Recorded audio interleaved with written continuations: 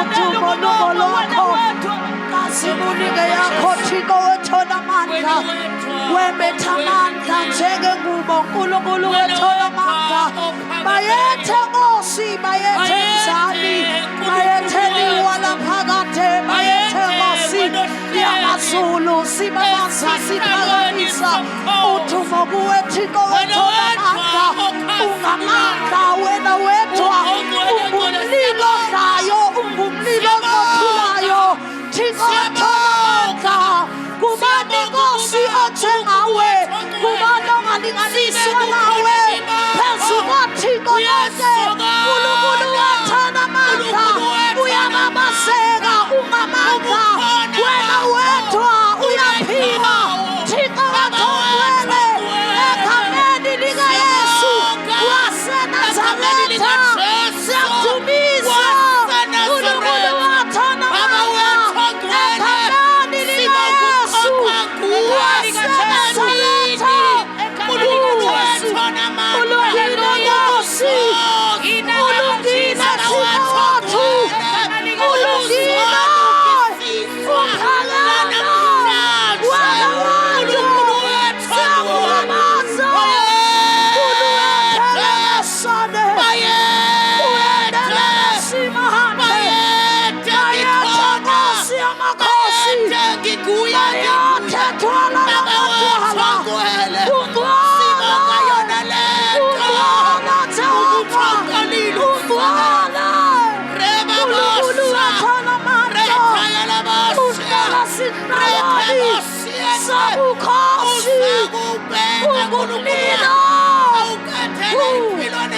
ulungile Nkosi oh Jesus ngegama likaYesu ngegama likaYesu Jesus siyabulela Thixo siyabulela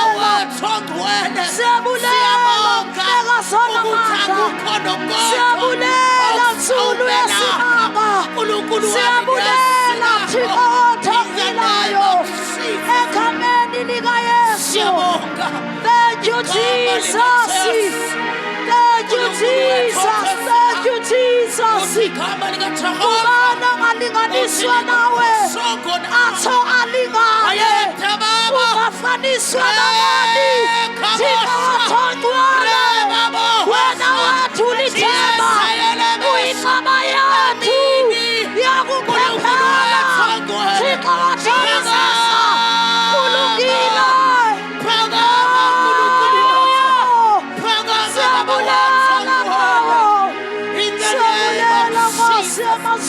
in the name of Jesus. Hallelujah. In the name of Jesus, we thank you, Lord. Thank you, Jesus. Hallelujah.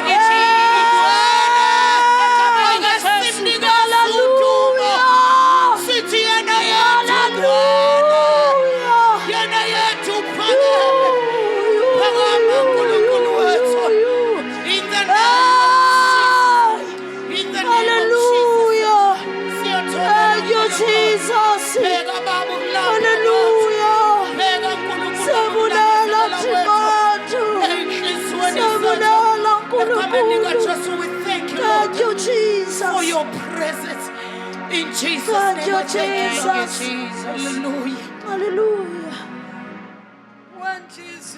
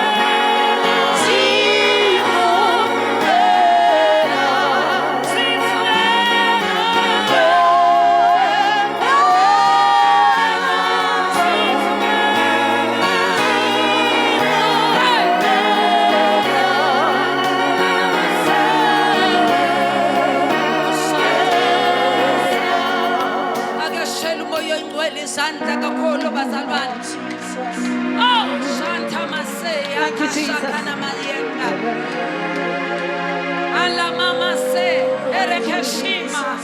Basaya. Akoshika namaseya. Wauchamayen wako moyen wele sengikona. Hallelujah. Ebukoneni bako sengiko. Namna sashongo ngomlomo. Akotu moya wakaufume. Shikatamaya. Ay, ushida rayanda. Kiboshe ya la babasa. Ngilinja wena ongakangeni. Ngena na. Ongena.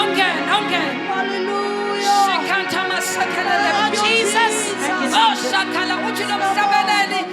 Wenhliziyo yami. Mawuhlakaniphe zikuhana izitha zakho. Zivukela wena.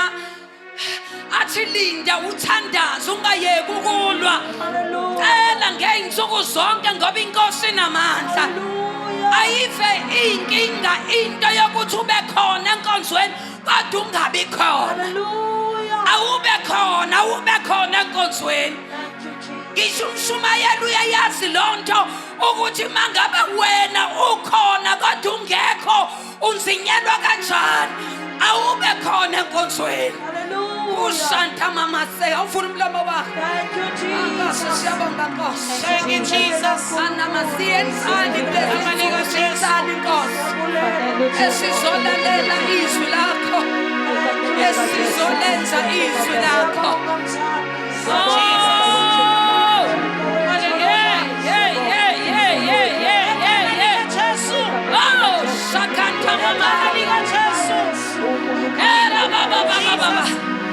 Siza nemzimba yethu akhathele. Uthi umpastor Paul ngencenga. Bazalwana ngempela kaNkulunkulu. Ukuba ninikela nale mzimba yenu. Ibe umnikelo kuye. Oswele kuye. Othandekayo kuye. Kube ngukukhonza kwenu. Ukuqonda. Alabasaya naya. Ushikata baba. Olala baba sakala baba shika. Awuvula umlomo wakho shakata masaya. Thank you, Jesus. Alamasa.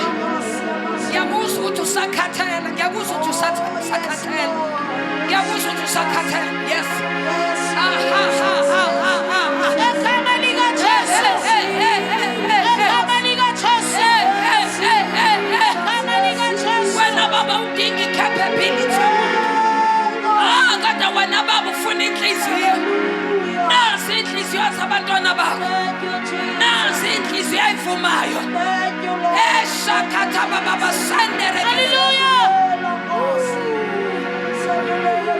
Ngivumelani bantwana. Ngibingelela zonke inqaba kaNkulunkulu. Ngicela ungayibizi ngamagama noma ngizoyibiza egcineni. And welcome the woman of God. Sayikhona sayiphakathi kwethu. Jesus. Akanishayela umoya engcwele isandla. Thank you, Jesus. Shina mama sayalasha. Thank you, Jesus. Now what happened? Awumninananga. Hallelujah. Kuthi uzela abantu besifazane. Oh, Jesus. Baleli xesha balesikhathi. Kukhona abaprofeti balesikhathi. Ladies and gentlemen, allow me to introduce to you the prophet of God, prophetess of God, prophet all the way from Pentecostal Holiness Church. Phansi kompostoli uSibiya waSolundi. Ladies and gentlemen, akuhlanganise izandla zenu. Sihlanganisele phezulu. And welcome. The voice of the Lord. The voice of the Holy Spirit. The voice of the King. Jesus. Thank you, Jesus. Prophetess Ntokozo Gwala.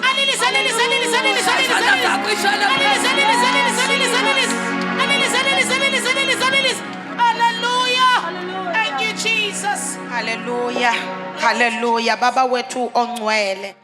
Nkosi yethu enamandla, uNkulunkulu ophila phakade.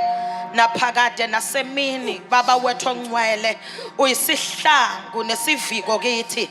Baba wethu ongcwele, siyakhuleka ngalesi sikhathi. Baba wethu, wena uyithemba labo bonke abakholwayo. Ngaphandle kwakho moya ongcwele akukho esikwaziyo ukukwenza. We need you now more than ever before. Oh, sidinga wena uNkulunkulu wethu ophila phakade. Sidinga wena moya ongcwele, our present helper. Emini Baba wethu ongcwele, we pray that you may show up, oh God. We pray that you may speak like you have never done before. We are desperate for you, oh Nkulunkulu wethu ongcwele.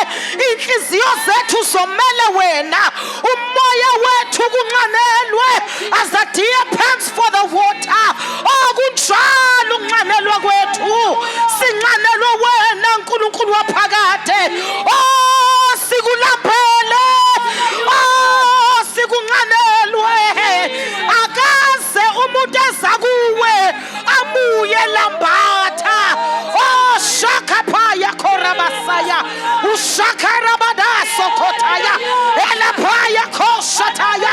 Ushatataya basokotaya. Ushenderebe sataya. Sasikhona. Moya weqiniso sasikhona.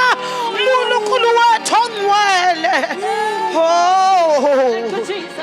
Ula masana ya kashadahaya. Hila mashende kepe ya koranasuya. Baba wethu ongcwele, kusesifisweni sethu, kungumthandazo wethu ukuthi ungashiyi noyedwa phakathi kwethu Nkulunkulu. Wena ukwazi ukukhuluma izwi lilodwa, likhulume kaninginingi empilweni zethu. Li-athende inhliziyo nokunxanelwa kwethu, li-athende idingo zethu. Wena Nkulunkulu sazi ngabanye, ngakho siyathandaza nasemini. Du ashata yakosana.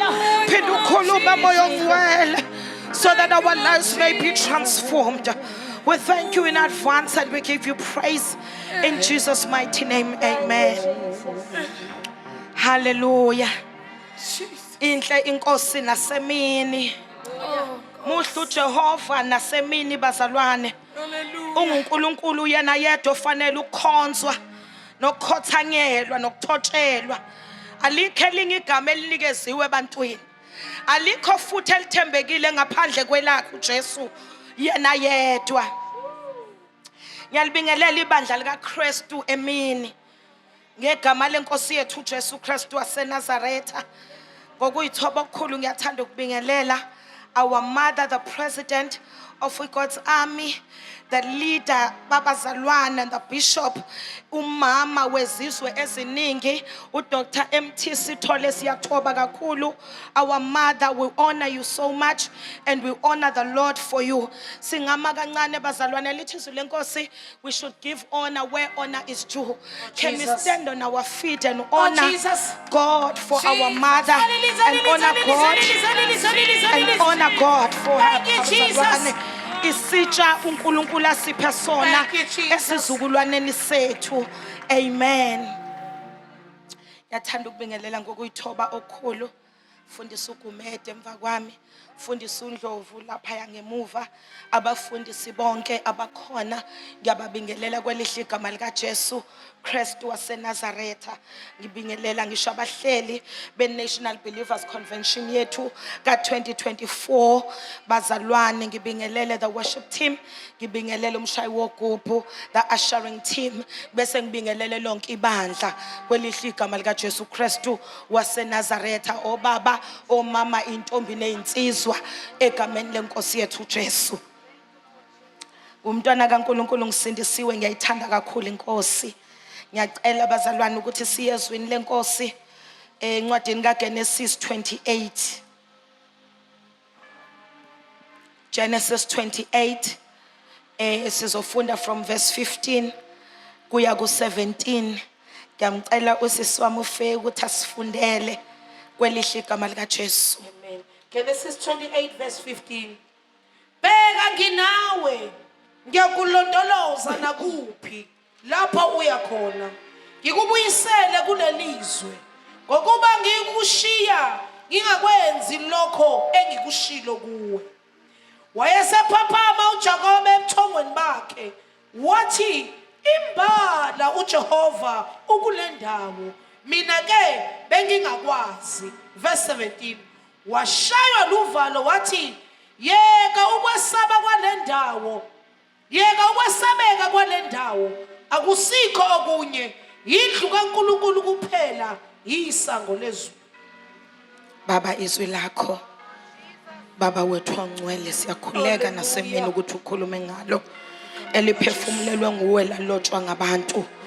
Baba, siyizimvu zedlelo lakho, siyathandaza emini. Feed us with your word, fill us up with your word, transform us with your word, oh God, in the wonderful name of our Lord and Savior Jesus Christ. Amen. Oh bazalwane, izwi esilifundayo incwadi la khona uNkulunkulu enza isethembiso kuJakobe. uNkulunkulu mayithembisa kuJakobe uthi bheka nginawe, abese aqhubeke athi ngiya kukulondoloza nakuphi lapho uya khona, ngikubuyisele kulelizwe ngokuba angiyi kukushiya ngingakakwenzi lokho engikushilo kuwe. Bheka nginawe, oh moya ongcwele, ngiya kukulondoloza. Kusho ukuthi anginawe nje kuphela, but ngizophinde ngikuvikele. I-presence yami ayizukuba khona besingawenza umsebenzi. Ukuba khona kwami empilweni yakho Jakobe, ngizokulondoloza. Hallelujah. Hallelujah. Nakuphi lapho uya khona, ngikubuyisele kulelizwe ngokuba angiyi kukushiya ngingakakwenzi lokho engikushilo. Oh Jesus. What's more, I am with you and I will protect you wherever you go. Ngiyayithanda iversion yesingisi ithi one day I will bring you back to this land. One day I will bring you back to this land. I will not leave you until I have finished giving you everything I have promised. Jesus. Angithembisi ngibese ngingafesi, ngizoba nawe ngize konke engikukhulumile ngakuthembisa ngikunikeze kona. Lesi isethembiso uNkulunkulu asikhuluma kuJakobe. Uma ufunda incwadi kaGenesis ubona uNkulunkulu kuGenesis chapter 12 ekhipha uAbrahama ezweni lakubo endaweni yasePadan Aram eyayibuye ibizwe ngeHaran. Uthi uNkulunkulu mayikhipha uAbrahama uthi Abrahama phuma ezweni lakini ushiye ihlobo nabangani uye ezweni engiyakukhombisa lona. Ubese masephuma uAbraham uNkulunkulu uthi ngiyakukwenza isizwe esikhulu, uthi ngiyakubusisa, uthi ngibusise abantu egameni lakho. Ubese athi bonke abantu bayobusiswa ngenxa yakho. Uthi ngizokwenza isizukulwane sakho sibe ngangothuli. uAbraham uyaphuma ngempela ezweni lakubo uyashiya isihlobo nabangane ulandela ukukhuluma kukaNkulunkulu. uAbraham wahamba noNkulunkulu kodwa wangasibona lesi sethembiso sifezeke. Ngoba uAbrahama wathola indodana yodwa uIsaka owaye owesethembiso noIshmayeli ongwayena owesethembiso. Kusho ukuthi uAbrahama waze wahamba engasibonanga isizwe esikhulu. Lithi iBhayibheli uNkulunkulu waphinda wasikhuluma lesi sethembiso kuIsaka. Uma uAbraham esehambile uNkulunkulu ufika kuIsaka uthi ngizokubusisa, uthi uzoba isibusiso, uthi zonke izizwe ziyobusiswa ngenxa yakho, uthi ngiyakukwenza isizwe esikhulu. Kodwa iBhayibheli lithi uIsaka naye akabanga nesizwe esikhulu, kodwa uIsaka waba namadodana amabili. Lithi izwi lenkosi esekhulelwe unkosikazi kaIsaka uRebecca, lithi abantwana esiswini sakhe baqhuba ukushana. Wabese wahamba wayobuza enkosini ukuthi kungani kunokuqhuba ukushana kwabantwana esiswini sami while she was pregnant. uNkulunkulu wathi ingoba esiswini sakho kukhona izizwe ezimbili. Akukho abantwana, akukho amadodana, kodwa kunezizwe. uNkulunkulu ebandodaneni amawele kaIsaka akaboni amadodana, kodwa ubona izizwe, ngoba kubona laba basebezalwa kwase kuzofezeka isethembiso. Sikhulunyiwe kuAbrahama, saphinde saqinisekiswa kuIsaka, kodwa sazofezeka ngoJakobe, ngoba uNkulunkulu wethu uNkulunkulu osifezayo isethembiso. Jesus. uNkulunkulu mayathembisile uyafeza. Hallelujah. Kunezinto uAbrahama ahamba uNkulunkulu eyikhulume kuye eyiphinda kaningi, azathi phumela phandle Abrahama, athi ubonani, athi as far as your eyes can see, that is the land that I'm giving you. But uAbrahama wahamba engakubonanga. Kunabantu abathandazela izinto zikhulunywe zibe inkulu, kodwa baze bahambe bengayibonanga, bese kuba khona isizukulwane sokufezeka kwezethembiso, the inheritors of the blessing. Akapaya koshataya sakhulunywa sibe sesiyafezwa kwesinye isizukulwane. Ngingamemezela yena mini ukuthi siyiso isizukulwane sokufezeka kwezethembiso. Shakapaya kashana ushana kapaya koshana. Jesus. Thank you, Jesus. Elize lithi izwi lenkosi kumaHebheru, abanye bafa bekholwa bengayibambanga ngezandla, kodwa beyibonile ngelihlo likamoya. Bayifakazela zikude. Hallelujah. Ekhapaya khoshana haya, kube sekuba khona abazoyibamba. Akhapaya khoshathaya, kube khona abazoyibona, kube khona abazozidla izethembiso. Hallelujah.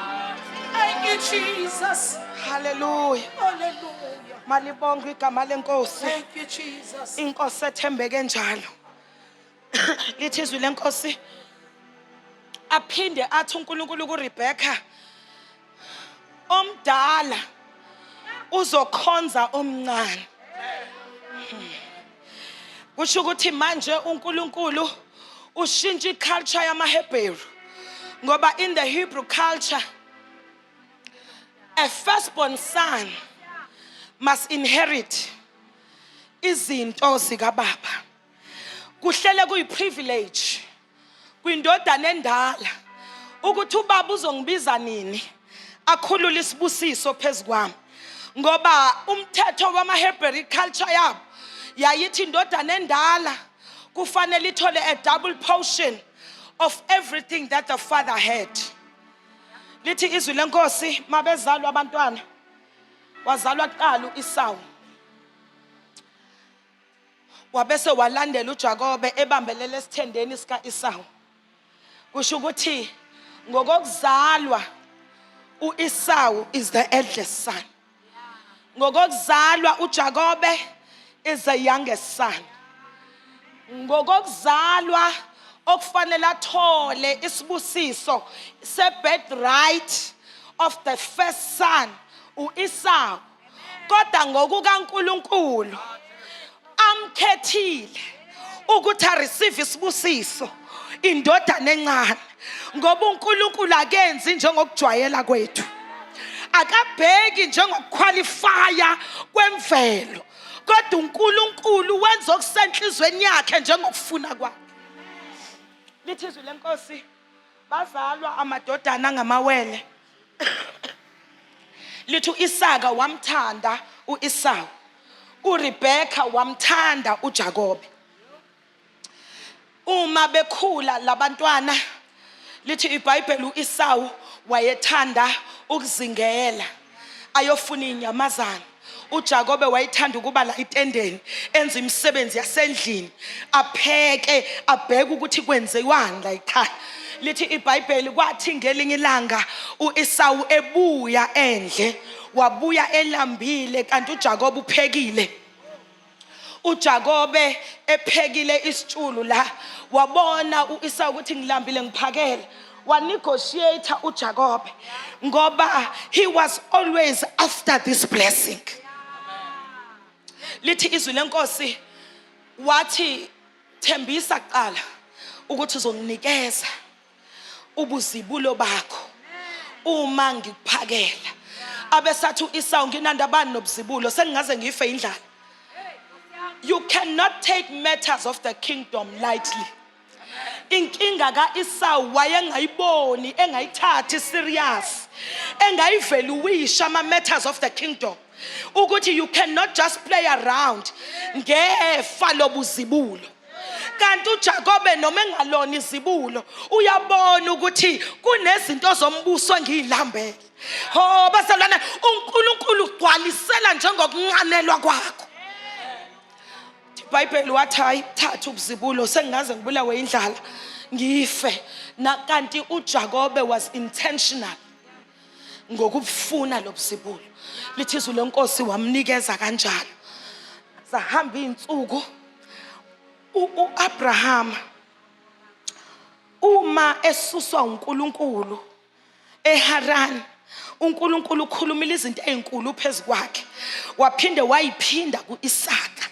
Uma sekufika la kubantwana bakaIsaka uNkulunkulu usefuna ukuthi lento ekade ngiyikhuluma kumoya ngiyithembisa sekuyisikhathi sokuthi manje ibonakale ibe manifested in the physical. Bakhula abantwana kwafika isikhathi la khona ubaba esemdala sekufanele release isibusiso. Lithi iBhayibheli uRebecca wabiza uJakobe wathi hamba ubaba wakho kusekuyisikhathi sokuthi areceive adeliver release isibusiso. Ngakho uEsawu sahambile uthumile uEsawu ukuthi akahambe othola inyamazana ukuze ayimphekele ukuze azobuya abese ambusise. Wena nasi isitshulu sengikulungisele ngena lapha. Santshontshwa kanjalo isibusiso sikaEsawu. uIsaka wasidedela isibusiso kuJakobe wakhuluma isibusiso sendodana yokuqala ecabanga ukuthi ukhuluma kuEsawu kanti ukhuluma kuJakobe. Waphuma uJakobe endlini esesitholile isibusiso. Wezwa uEsawu mayebuya ukuthi uJakobe untshontshe isibusiso sakhe. Lithi iBhayibheli wabese wafuna ukumbulala. Wezwa uRebecca ukuthi uEsawu ufuna ukubulala uJakobe. Wenza amaqhinga ngoba ibloodline kaRebecca kwakungabantu abanamaqhinga. Kusukela kumalume kumfowabo uLabani they were deceivers. Kusho ukuthi generational bloodline kaRebecca kunento ye deception asayithululele nakuJakobe. Kanti uNkulunkulu ufuna ukufeza isethembiso ngoJakobe. Ngakho kuzofanele uJakobe asetshenzwe ngoba akakwazi ukuba isizwe esideceivayo. Lithi izwi lenkosi asirelease isibusiso wafuna ukumbulala. uRebecca wahamba waya kumyeni wakhe uIsaka wathi ngingafa ngingaba nestress impilo yami yonke uma uJakobe naye engathatha unkosikazi la esizweni saseKhenana. Ngakho ngiyafisa engathi uJakobe angathola unkosikazi le esizweni sakithi. Nangempela uIsaka wavuma wathi kuzomela hamba uJakobe ayofuna unkosikazi kwaLabani umfowabo kaRebecca. Kanti into uRebecca yakhayo ukuze abaleke uJakobe angabulawa uEsawu. uNkulunkulu ivumela yonke lento because God is always intentional and God is always in control. Malibonga igama lenkosi. Wahamba uJakobe wabaleka eya kwamfowabo kamawakhe komalume bakhe kwaLabani. Lithi izwi lenkosi endleleni wathi mayesuka eHarani wafika endaweni ekuthiwa iBheersheba. Umedlule eBheersheba ngoba kwasekuntambama. Lithi iBhayibheli waqamela etsheni. Malibonga igama lenkosi ngoba uNkulunkulu bazalwane uzokuyeka mawuseseningini. Uyathanda uNkulunkulu ukuku-isolate ube wedwa uma sefuna ukudila nawe. Ungabona engathi izinto zakho ziyadileya zenzeki ingoba usesiqukwini uya in a comfort zone. uNkulunkulu when he wants to work in you, when he wants to mold you, when he wants to shape you and prepare you for the blessing he is going to release, he will first isolate you from people. Uzokususa kubantu abaningi ngoba uyazi ukuthi eningini indleba yizwa kahle, imessage yadiluteka. Ngakho uJakobe kwafanele asuke phakathi komndeni wakhe ahambe hlane eya kwaLabani kanti endleleni uzohlangana noNkulunkulu. Hushata elakhaya khoshana asihlangani naye ekhaya la si comfortable khona kodwa sihlangana naye hlane. Jesus. Hallelujah. Labe ngekho khona abantu muvumela kususe kwi-comfort zone akuyisela khona ezokwazi ukukusebenza. Jesus. Hallelujah. Hela basakashana hasuya ela mahasuna kapaya ela brakapaya kosana haya utu David, the steps of a righteous man are ordered by the Lord. Allow God to order your steps. Allow God to separate you. Allow God to isolate you. Jesus. Oh yeah, satatapaya. Thank you, Jesus. Hallelujah. You are just not a man, but you are a nation. Oh, Jesus. There are nations la uNkulunkulu awakhayo kuwe. Kuma ebona wena uNkulunkulu akabona umuntu oyedwa, akabona umuntu wesifazane, akabona indoda nje, kodwa ubona izizwe. Ekhaya khoshataya. Ngakho ukhathalela izizwe. Hallelujah. Yonke into afuna ukuyibona esizweni uzoyibumba kuwe. Goba, you are not just a human being that is a man or a woman, but you are a nation. Hoshana ela mahatokosana. uJakobe uhamba nje ngokujwayelekile azi ukuthi ame trickster, ame deceiver, ngumkhohlisi.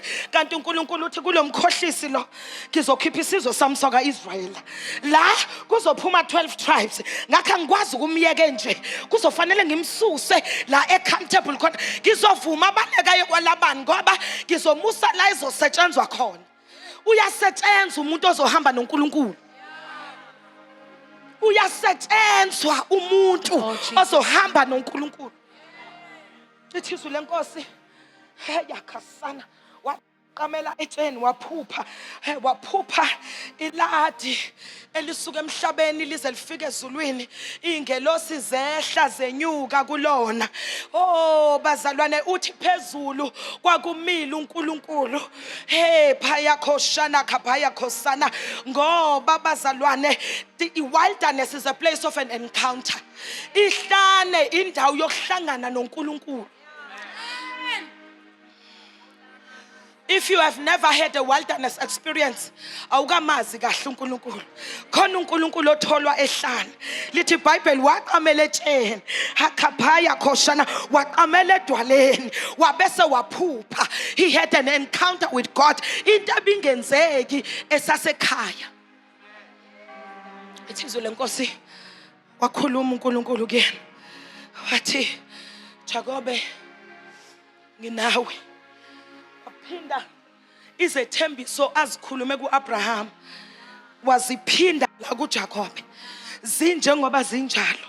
wabese wathi moreover ngizoba nawe. So ngaphezulu kwalezi zethembiso engiyikhulumile kuAbraham, ngaphezulu kwalokho wena ke ngizoba nawe, ngizokulondoloza uze ubuye noma ngabe uya kuphi, noma ngabe iphinda oya kuyona, kodwa ngiza kukulondoloza and uthi one day ngizokubuyisela endaweni yakho. Angiyukushiya zize zonke lezi zethembiso engiyikhulumile zifezeke. Meaning, I will not leave you until the blessings are manifested. Uma eba ne-encounter uJakobe, lezi ibusiso ngiyakholwa ukuthi uIsaka, lithi iBhayibheli, uIsaka mayemrelease ukuthi aye kwaLabani, wamhlalisa phansi wamthandazela, wakhuluma izibusiso zikaAbrahama phezu kwakhe. Wazikhuluma zonke zinjengoba zinjalo, wabese wathi hamba uye eHaran. Uyabona ukuthi uJakobe is retracing the steps of Abraham.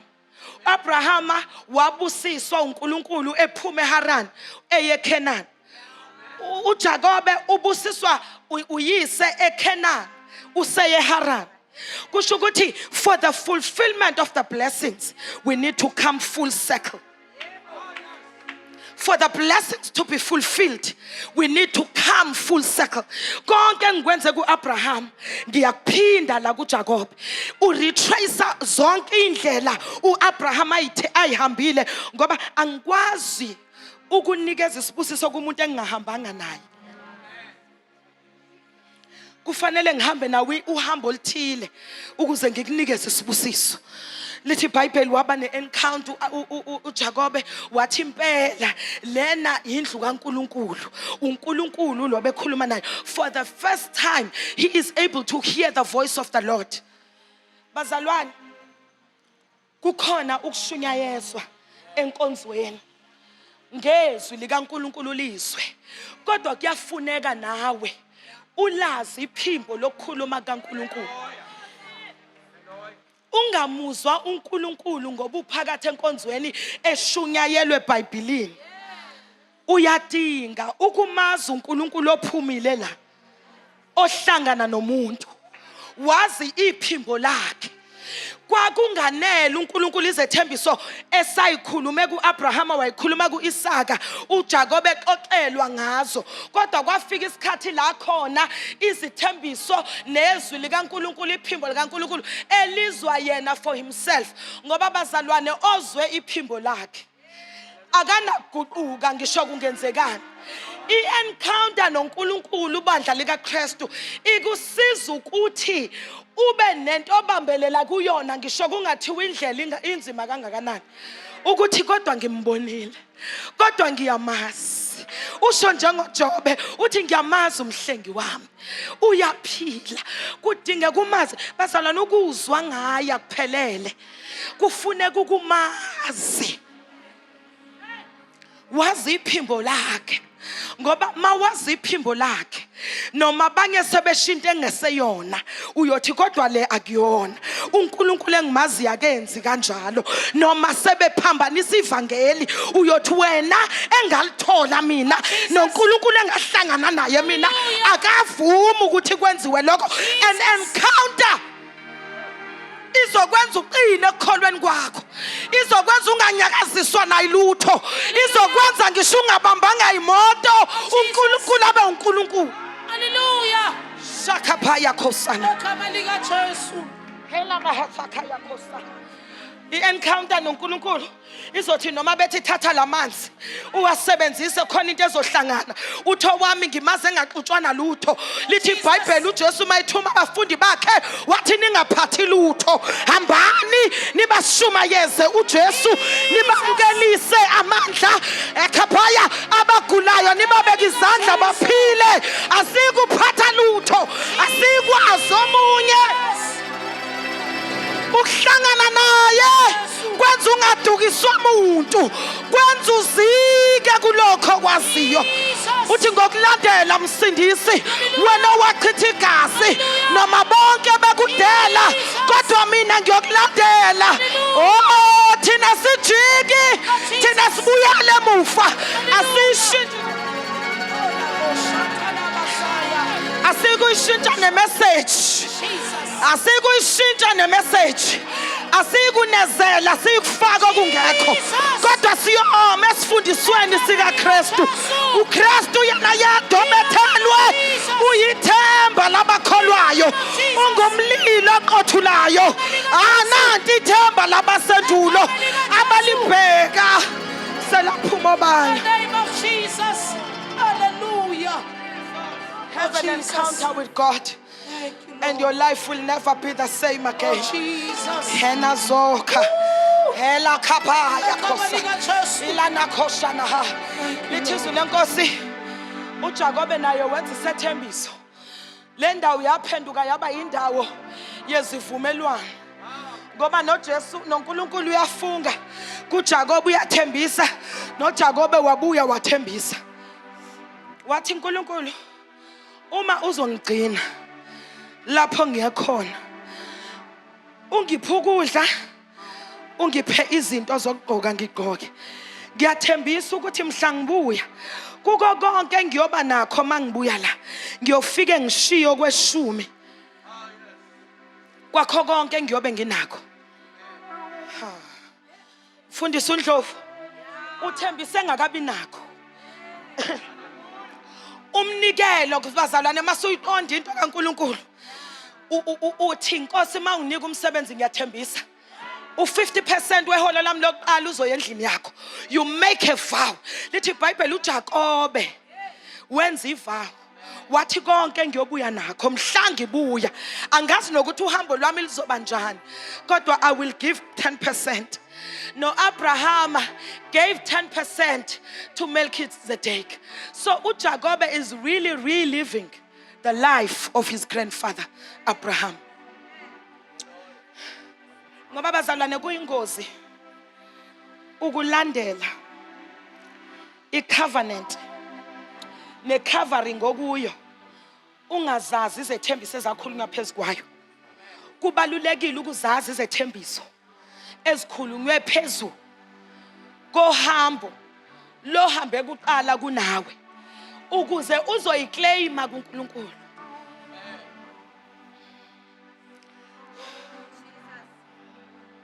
Khona ezinye abahamba singafezekanga ekufanele zifezeke ngathi ekumele sikhumbuze uNkulunkulu ngaso ngoba uthi ngibekile nini ngabakhumbuzisi bakaJehova uthi ningathuli ubusuku nemini uNkulunkulu azalakhe iJerusalem.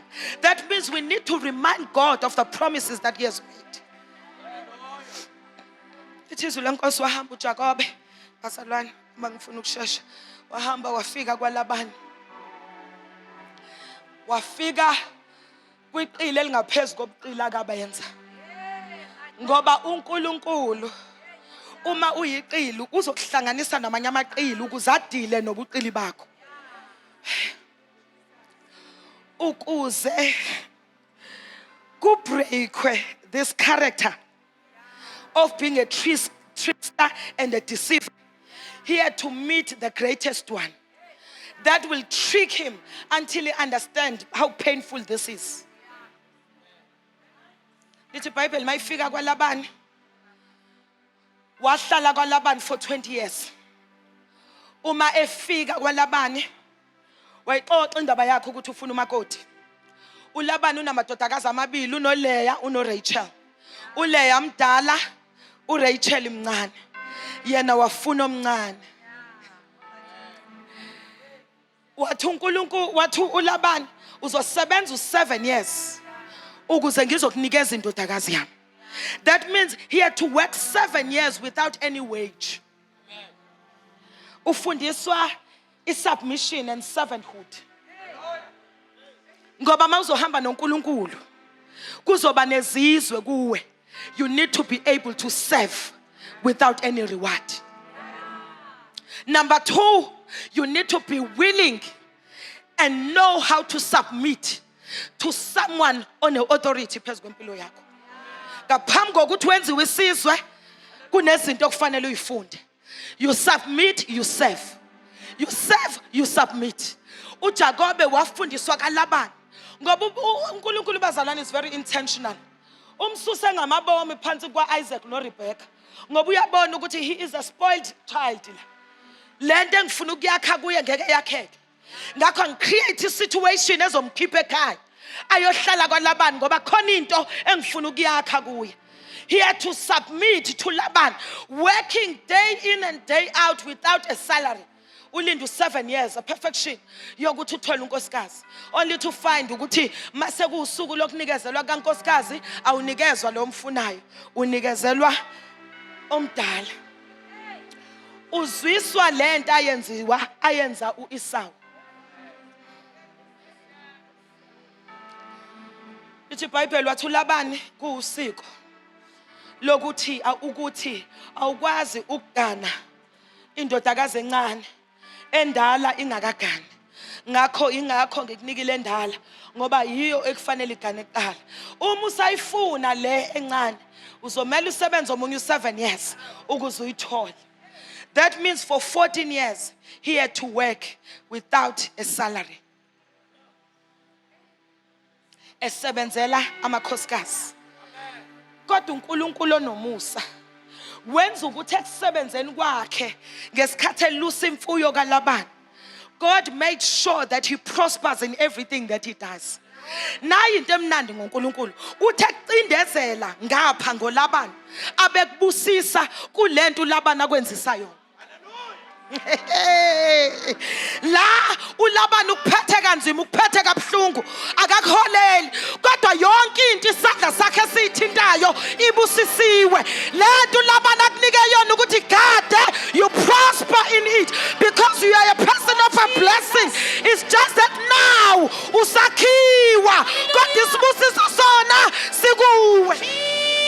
Hola kasana hashaya elamando koshanta kapaya ekhama awukwazi ukuhola ungakazi ulandele, awukwazi kusubmit kuwe ungakazi usubmit. Kodwa in your submission, whatever you do as a form of serving, you shall be blessed, it shall prosper. Ekhaphasuna hana lithi iBhayibheli imfuyo kaJakobe yanda. uNkulunkulu wayemnikeza strategies on how to multiply imfuyo kaLabani. Lithi iBhayibheli after 14 years wamthola unkosikazi wakhe uRachel. Lithi iBhayibheli after 14 years waqala wamholela uLabani kodwa nama wages akhe lithi iBhayibheli ayeshintshwa njalo, wayerojwa ngoba fanele ukuyazi into yokurojwa mawukade urobha abantu. uNkulunkulu had to take him through a process of feeling the pain of doing what he used to do ukuzazi ukuthi ibhlungu kangakanani. Bazalwane, ezinye izinto for us to be delivered from it, you need to feel the pain. And he was delivered from being a trickster. Wayeka ukuba ideceiver. Wazi ukuthi izinto zikaNkulunkulu awuzenzeli wena, awuyisebenzeli wena, kodwa uthemba uNkulunkulu ukuthi asho. Hela masukhatha ngoba masumbona kahle uJakobe yonke lento uNkulunkulu ayekhulumile kuye yayizofezeka ngendlela kaNkulunkulu, but yena he couldn't wait for the process to take its course. Wayenza ngezandla zakhe wabese wathi uNkulunkulu ke, I'm gonna take you out of your comfort zone and go and train you in a foreign land so that you will learn to submit and serve and to be deceived so that you can feel how it feels to be deceived. It is uLenkosi after 20 years wafika uNkulunkulu kuJakobe wathi manje sekuyisikhathi sokuthi uhambe kwaLabani, usuyaphuma manje eHarani, sekuyisikhathi sokuthi ubuyele eKhenani. eKhenana nginesitha esuEsau. Ngiyabikelwa makuthiwa ngibuyele emuva ukuthi ngizobhekana kanjani noEsau. Lithi iBhayibheli nangempela wathatha amakhosikazi akhe, wathatha izigqila zakhe, wathatha bonke abasebenzi bakhe, wathatha imfuyo yakhe yonke, wahamba wabaleka overnight.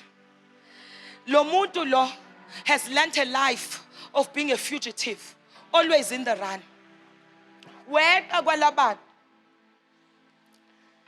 wahamba ebusuku, wahamba namadodakazi kaLabani kanti eyodwa izothatha izithixo zikayise ihambe naso. Oh la mahashana. Khamanda ukhosana lithi iBhayibheli uLabani wamxoshisa uJakobe. Khamando esesendleleni emxoshisa lithi iBhayibheli uNkulunkulu wafika kuLabani wathi ungakhulumi lutho olumbi kuJakobe, ungalinge umthinti uJakobe. So you know God can put you through a painful process, but uzokwazi imeasure efanele for you.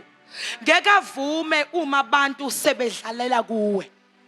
Ngoba uLabani wayelandela uJakobe ezomenza into embi.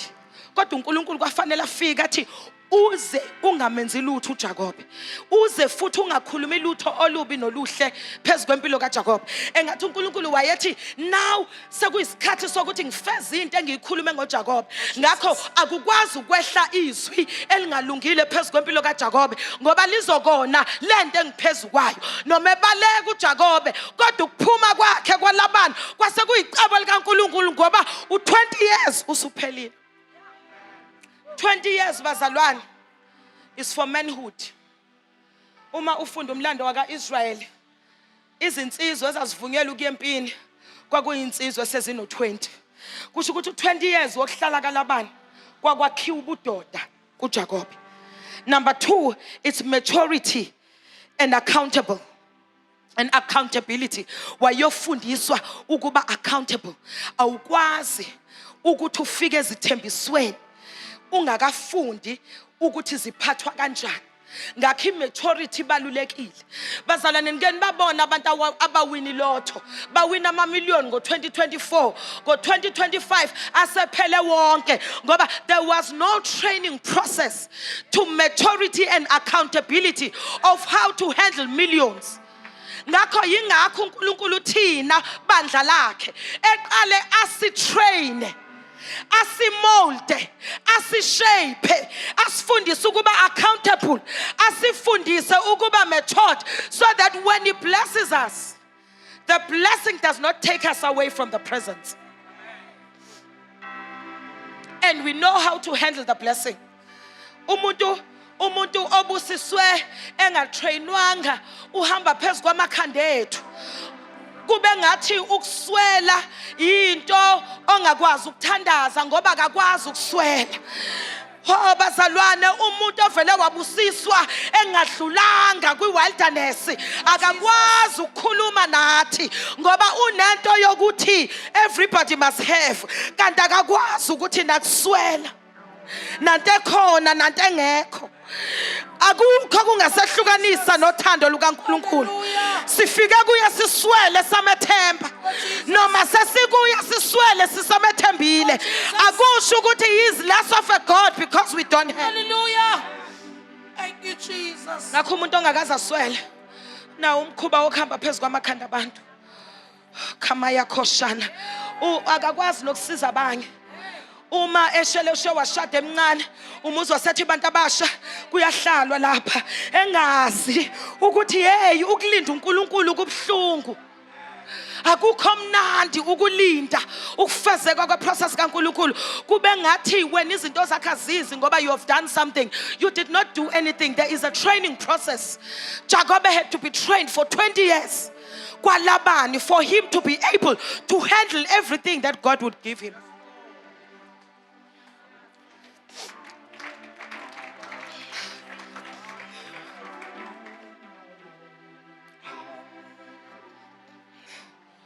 Umuntu ongakaze aswele uyancishana akakwazi nokupha abanye. Kanti isibusiso sikaJehova siyacebisa sinezela usisi.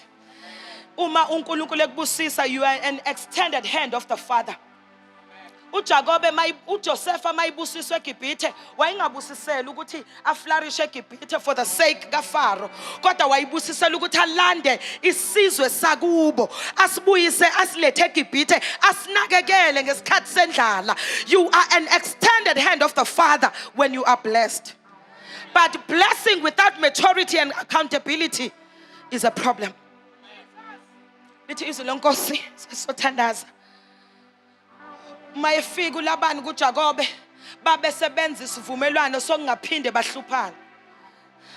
Before God can bless you, ukwenza uhlalisane kahle nezitha zakho. Ho lamando khosana. Isibusiso sika Jehova bazalwane sisotha yonke into ibe in order in your life. Uthi mayefika uLabani uyambuza uJakobe ukuthi ungixoshiselani, why ufuna ukungizwisa ubuhlungu. Uyambona ukuthi he is tired of this. Le conflict ekhona phakathi kwakhe noLabani. Bagcina benza ivow to never again hlupha each other. Bahlukana. Ethembisile ukuthi angiseyi ukuhlupha nawe angiseyi ukungihlupha. Benza ama boundaries bazalwane. Lithi izwi lenkosi emva kwalokho uJakobe wafika emfuleni iJabhoki. Hela masona. Fika emfuleni eJabhoki ngoba manje uselungiselelwa ukuyohlangana noEsau. Hey, uLamanda khazuna khana mahachana kunamba encounter kufanele uqala ube nawo noNkulunkulu mawuyobheka your past ngoba now you need to be delivered from your past. You need to pass ipast yakho. Lithi izwi lenkosi uJakobe wawelisa yonke imfuyo yakhe, wawelisa amakhosikazi akhe, wawelisa abantwana bakhe, wasala yedwa ngaphesheya komfula. Lithi iBhayibheli wabambana noNkulunkulu. Lithi ukuzasale he wanted to pray and prepare himself to meet with Esau. Ekhapaya khoshana haya. After training for 20 years, now he knows angikwazi ukuhlangana noEsau thandazile. Usayazi ukuthi la kulendlela kaNkulunkulu kuhanjwa ngomthandazo. Hela khapaya khoshana haya. Hela manda khoshete khapaya khosana haya. Hela mando khoshana ngoba umthandazo uguqula izimo. Umthandazo uvula iminyango evaliweyo. Umthandazo udila nenhliziyo zabantu. He knew that I cannot meet Esau without seeking the presence of the Lord. Hena ngiyathandaza namhlanje i-encounter soba nayo noNkulunkulu. It will settle all the matters owashile ekhaya engalungile ngegama lika Jesu Kristu waseNazaretha. Ekhapaya khoshana khapaya. You are going to have an encounter in this place, and an encounter soba nayo izosotha your house in order, izosotha emsebenzini in order. Bonke behlakazekile kuzohlangana ngegama lika Jesu. In the name of Jesus. Hela masukhathaya. Hoshana khapaya. Awazi ukuthi masike sathandaza uNkulunkulu wethu wenza izitha zishayane zodwa. uNkulunkulu wesimanga, umenzi wemihlola. When you seek him, you will never be stranded. Bonke abathembela kuye abasoze bajabhiswa. Ekhapanya memezele mini eCarisfontein ukuthi umithemba lakho linguKristu awusoze wajabhiswa. Ekhapasu khathaya. He will never put you to shame. He will never put you to shame. Akazukwenza uNkulunkulu ube inhlekisa. Akazukubukisa ngawe ezweni. Uyafihla ihlazo lethu. Jesus. Holamanda yasu. Hilamanda khosene. Hilamanda khosana haya. Uyasusa amahlaza abantu. Uyafihla amahlaza abantu namhlanje. Uyapholisa ubuhlungu. Uyalungisa konakele emakhaya. Ngegama lika Jesu Kristu waseNazaretha. Oh hamba hamba Nkosi. Thank you, Jesus. Ilamando khosana. Lithi iBhayibheli bathe sathandaza uJakobe ebusuku kwahla kwafika indoda yabambana naye ubusuku bonke. Henda khoshana namahasuna haya. Ilamando khoshanda lamaya. Ukuwelisa yonke into, forgetting everything that matters and seeking the presence of the Lord. Yenza ubambane naye ubusuku bonke. Lithi babambana ubusuku bonke. Umisibona ukuthi wathi ayikumahlula ngoba this was a man of perseverance. This was a man of perseverance. uJacob into dedicated ukuyenza akayiyeki noma ngabe kunzima kangakanani. He persevered. Wabambana noNkulunkulu ubusuku bonke. Ekhaya khoshana haya lithi iBhayibheli yathi ngidedela ngoba sekuyasa wathi anginaka ukudedela until you bless me. Akaphaya khosha, I have suffered for 20 years. Now it is time for my blessing. Sheba, I have been trained Haran. Now I'm ready for my blessing. Utujagobe, I won't let you go until you bless me.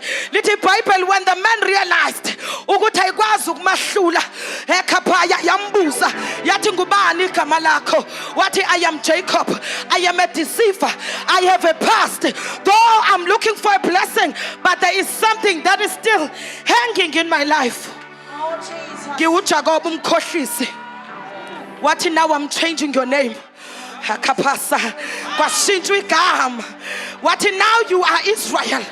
You are no longer Jacob the deceiver, but now you are Israel. Igama lithi Israel lithi uyaphumelela ngoNkulunkulu. You strive with God.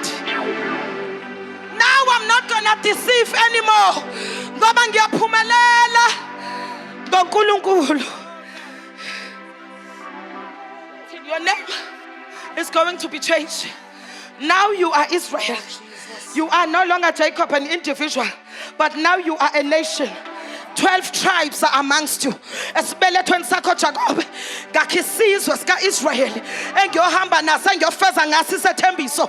You are no longer a deceiver, but you are people that walk with God.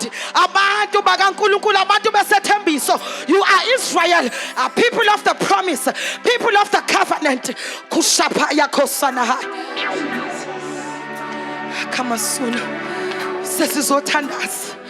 Sesizothandaza mean hinako. You have come full circle. You have endured. You have waited. You have trusted God. He has tested you ngolaban. He has tested you ngokulinda iminyaka. He has tested you ngokusebenzelise. Kodwa namhlanje sibambana naye besashintsha igama lethu. Your status is changing. Your problems are vanishing. Ngegama likaJesu Kristu waseNazaretha. Your identity is changing. Ngegama likaJesu Kristu waseNazaretha. Oh, your unemployment status, it is changing. Ngegama likaJesu Kristu waseNazaretha. What is your name? I'm the one who strive with God. Ngiloyo ophumelela ngoNkulunkulu. Ngizophumelela. He will never put me to shame. Okashadapa elamando koshanaya. If you know that this is your day of a blessing, please come to the front. We need to pray. We need to pray. I feel the presence of the Lord in this place. I feel the breakthrough anointing. Kunezinto eziqhaqhekayo. Kunemithombo evulekayo. Ushapaya ekeshetetepe yakho. Ushaka papa yakho. Jesus. Sona ekapaya kosana ekapaya kosana indlela ofike ngayo la akuyona obuyela ngayo emuva ufika ubizwa ngelinye igama kodwa manje your name has been changed, your status has been changed, your unemployment status is changing. Sisathandaza ngithumela ingelosi emakhaya ukuyodila nezimo esishiya emakhaya ngegama likaJesu Kristu waseNazaretha. Set their house in order, oh God. Set their house in order ngegama likaJesu Kristu waseNazaretha. Eka kasona ha la kapaya koshana ha elamando koshana ha. Uma sikhuluma ngoAbraham, sikhuluma ngoIsaka, sikhuluma ngoJakobe, We are speaking about patriarchs ahamba in 3 dimensions.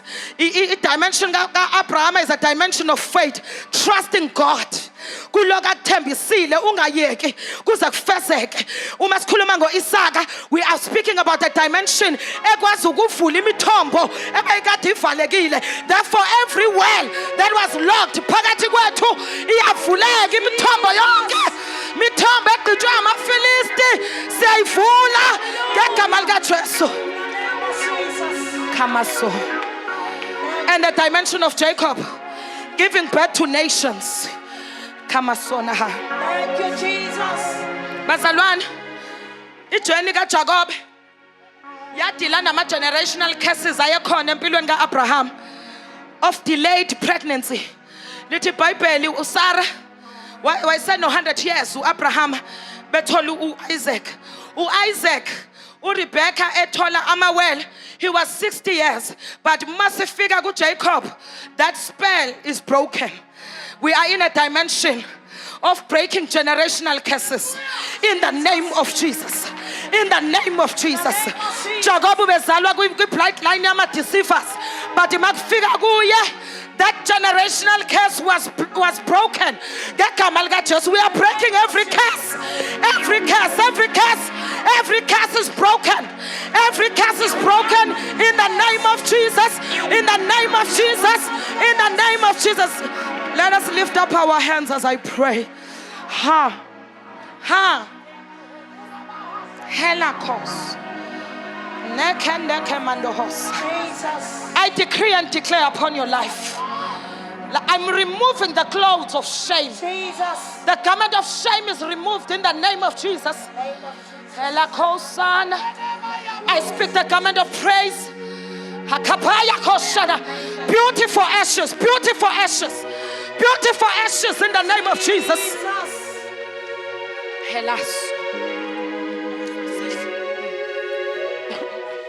Ellen Masondes, Nekena Husania, and Akunania Sunania no Hosana, and Akona Mando Koshana Haya, Mendekesana Hatokosa, Ella Yasono, Ya Holy Spirit, this is your time. Yeah, I feel the fire that is just moving in this place. Kasutapa, Ekapayo Koshete, Ela Krokosana, yes. Yes, Holy Spirit. Shakapa koso. Shania kona. Ekasuna namai. I hear the Lord that you were currently in a cul-de-sac. You were in a situation where you did not know which route to take. Uti, I am making ways in the wilderness. Uti ngenza indlela ehlane. Uti, allow me to order your steps. Uthi uNkulunkulu ungasazamela wena. Lento eyami yenziwe yimi. Uthi ngilinde. I am working something in you. Okamarida sono. Wokazenene sona. Ungasenza lutho. Inkosi is ordering your steps. Shakapaya kosana. I hear the Lord that I'm redirecting you. I am making waters in the wilderness. I am opening ways where there seems to be no way. Oh, Yakusa. Thank you, Holy Spirit. I come against the spirit of stagnancy upon your life. In the name of Jesus. Izinto zakho zizakanzima. Izinto zakho zizakabukhuni. You need to be in warfare to receive a breakthrough. But I hear the Lord that you will not labor in vain anymore. Spirit of delay and stagnancy, I uproot you in Jesus' mighty name. Oh, Bazalwane, Hilamandio ho, Heniazu, Mina Shania Kosan, Hipania Zunania, Hilamando Kosan Tekeshai. Oh, Yakaso.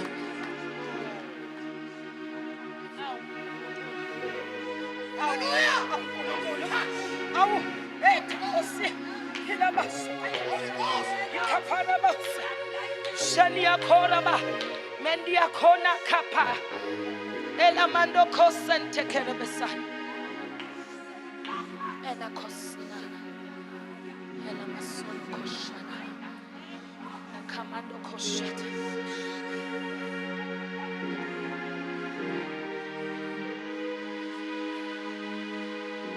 Ngiyacela bazalwane, if there is a woman in this place that is struggling to conceive, eze sizothandaza nayo ngegama likaJesu Kristu waseNazaretha. Mende kesunaka. We are breaking generational curses. The fruit of the womb is a blessing from the Lord. Sina kushana kapasa.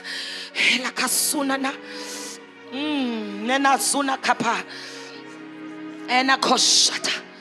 Thank you, Holy Spirit. Yeah. There is no weapon that is formed against you that shall be able to prosper. No weapon. No weapon. Ngegama likaJesu.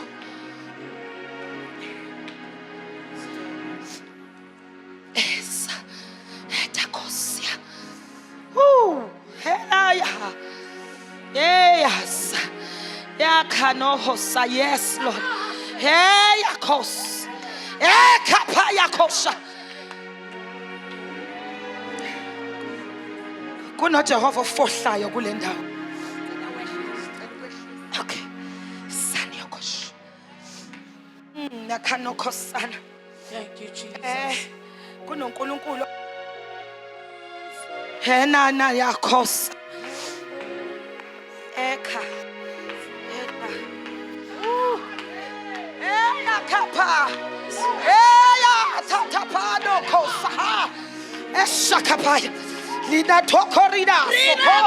Kepeya kosa. Yes. Yes, Lord. Kapaya. Shakepe. Sina kapa. Kapaya kosa tipa. Oh, yeah.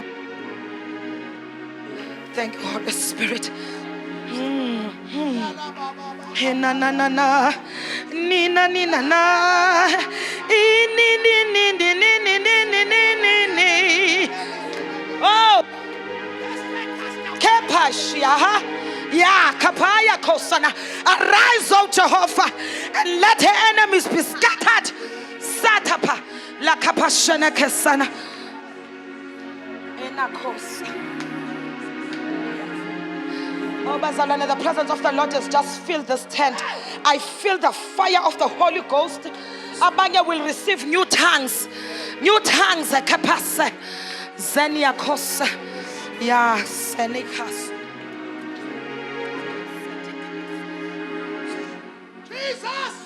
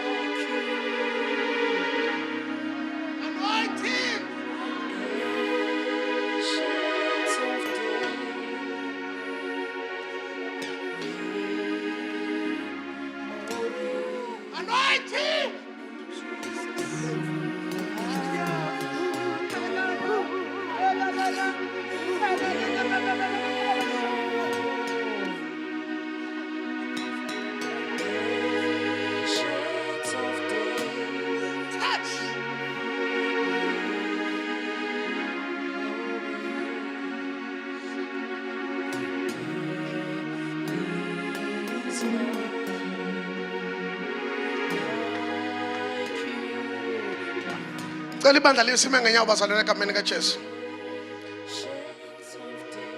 But I sense a serious breakthrough here. I don't know if you are in the same frequency, but the Church of Jesus, listen. Prophet Kwala, Nomam Jobe, they are representing a two generations. With women in ministry and women in business. Can you come and rush here? If you are in ministry or in business, come here. There's a serious release of a breakthrough. It is an impartation moment. Basalwan,